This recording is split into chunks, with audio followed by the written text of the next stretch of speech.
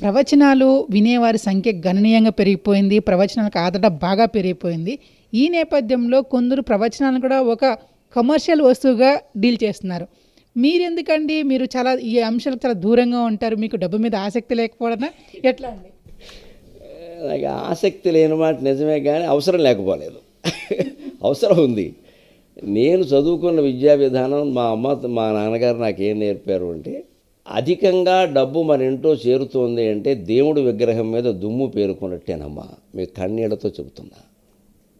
అధికంగా సంపాదిస్తున్నావు అంటే దేవుడి విగ్రహం మీద దుమ్ము పేరుకున్నట్టే. ఎప్పటికప్పుడు దులిపేయాలి. ఆత్మ దైవం. ప్రతి శరీరంలో ఉంది ఆత్మ. నేను పెద్ద ప్రవచనకర్త, మీరు మామూలు వ్యాఖ్యాత కాదు. మీరు దైవమే, నేను దైవమే, ఈవిడ దైవం. ఈ మైకు కూడా దైవమే. చిచ్చక్తి చేతనారూప, జడశక్తి జడాత్మక.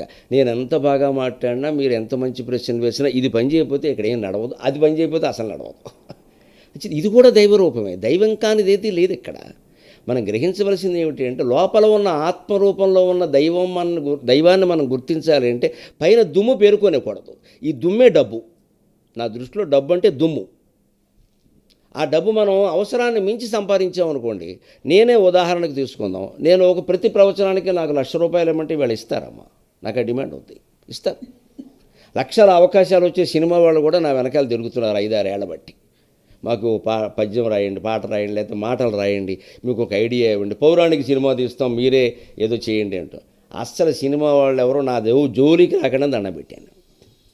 దానివల్ల ఏది సంస్కరింపబడకపోగా ఇంకాస్త చెడిపోద్ది. అది బాగుపడుతుందో లేదో నాకు తెలియదు, నేను చెడిపోతాను. ఎందుకంటే రాత్రింబగళ్ళు సిట్టింగ్లు స్టాండింగ్లను కూర్చుంటారు. ఏం చేస్తారో మీకు అందరికీ తెలుసు.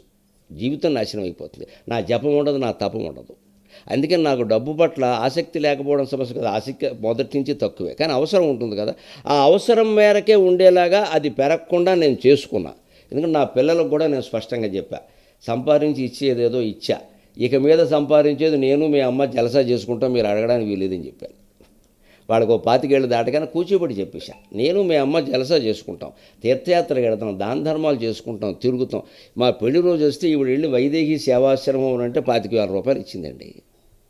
రామకృష్ణ మఠానికి ఇచ్చిందండి మా పెళ్లి రోజుని. మా పెళ్లి రోజుని మేము అలా చేసుకుంటాం. ఆవిడ పుట్టినరోజు, నా పుట్టినరోజు మేము చేసుకుంటాం.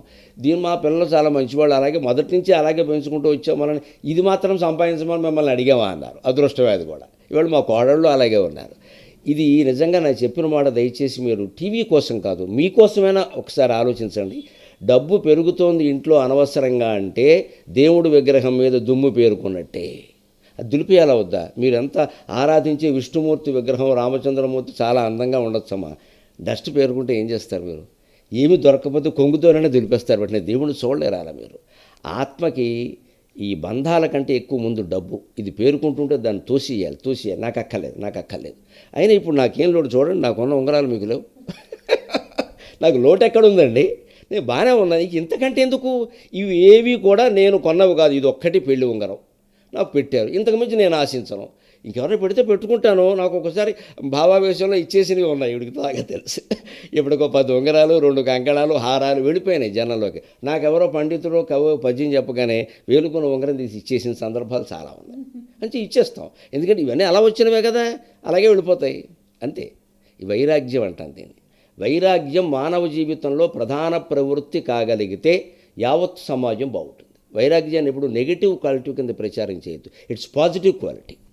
అది మనది. ఓకే, మీరు మార్పు తల్లిదండ్రుల మీద పెడుతున్నారు.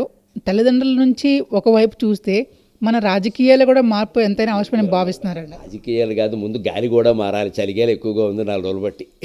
చాలా మారాలి. కానీ వారు మారాలని వీరు మారాలని వారు ఆశిస్తూ ఉంటే మార్పు ఎక్కడి నుంచి రావాలో మీరు చెప్పండి.